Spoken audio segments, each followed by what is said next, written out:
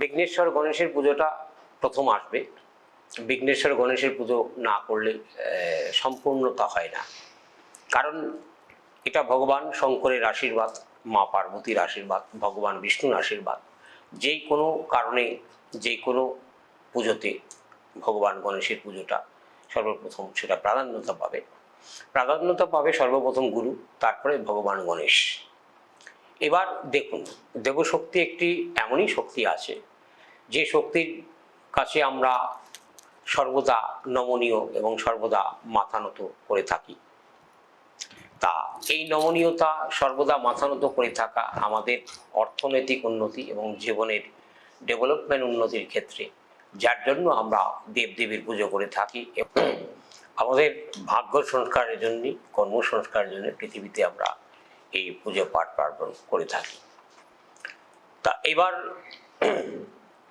যে কোনো পূজার ক্ষেত্রে ভৈরবের পুজোটা প্রাধান্যতা, কিন্তু লক্ষ্মী পুজো এবং লক্ষ্মী পুজোর ক্ষেত্রে ভগবান নারায়ণের পুজো করতে হয় এবং শ্রী গণেশের বীজ মন্ত্র পাঠ করতে হয়, এবং গণেশ পূজার ক্ষেত্রেও শ্রীমন্ত্র অর্থাৎ শ্রীবীজ পাঠ করতে হয়।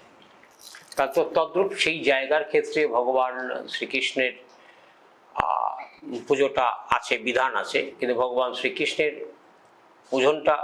পুজোর বিধানটা কলির যুগে যেটা মানে হরিনাম কীর্তন, তারক ব্রহ্ম মহানাম। তা যাই হোক, তা এবার আমাদের ঘরের শান্তির সস্তায়ন পূজা করে থাকি, শান্তির সস্তায়ন যজ্ঞ করে থাকি।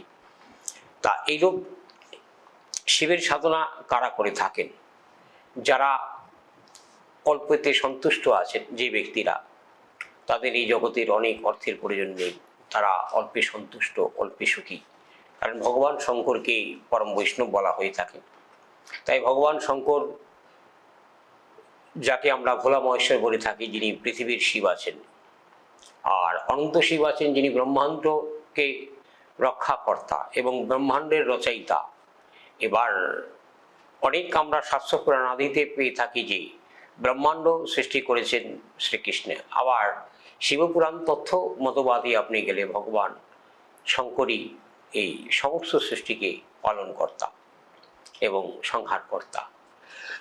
তদ্রূপ এই শিবতন্ত্র যজ্ঞের ক্ষেত্রে আমরা যে অনুষ্ঠানগুলো করে থাকি, ভাগ্যের সংস্কার এবং কর্মের সংস্কার, অর্থের উন্নতি, মানসিক উন্নতি, পাপখণ্ডন, শত্রু দমন, শত্রু বিনাশ, অনেকের চাকরির ক্ষেত্র, কর্মের ক্ষেত্র, ব্যবসার উন্নতি এবং অবাধ্য সন্তানকে বাধ্য করা, অবাধ্য স্ত্রীকে বাধ্য করা, অবাধ্য স্বামীকে বাধ্য করা, অবাধ্য এই সমাজকে রক্ষা করা,